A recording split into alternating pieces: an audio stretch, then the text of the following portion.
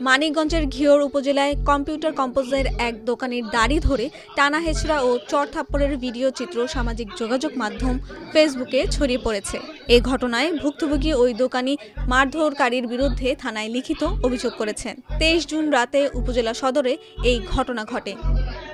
ভুক্তভোগী ওই দোকানির নাম আলী আজম মানিক।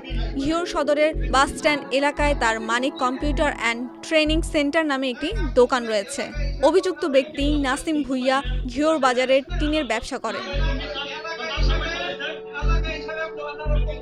লিখিত অভিযোগ থেকে জানা যায়, আলী আজম ও নাসিম দুইজনই পূর্ব পরিচিত। কম্পিউটার কম্পোজ সহ বিভিন্ন কাজে আজমের দোকানে যেতেন নাসিম এবং কাজ শেষে ঠিকমতো টাকা দিতেন না। কাজের টাকা চাইলে তার দোকান বন্ধ করে দেবেন বলে ভয়ভীতি ও হুমকি দিতেন।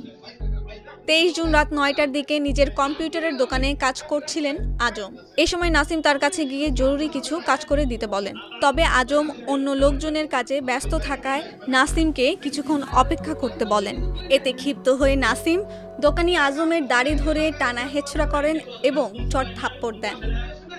এ বিষয়ে ঘিওর থানার ভারপ্রাপ্ত কর্মকর্তা মোহাম্মদ রফিকুল ইসলাম জানিয়েছেন, এই ঘটনায় লিখিত অভিযোগ পেয়েছেন। এ বিষয়ে তদন্ত করে যথাযথ আইনগত ব্যবস্থা নেওয়া হবে।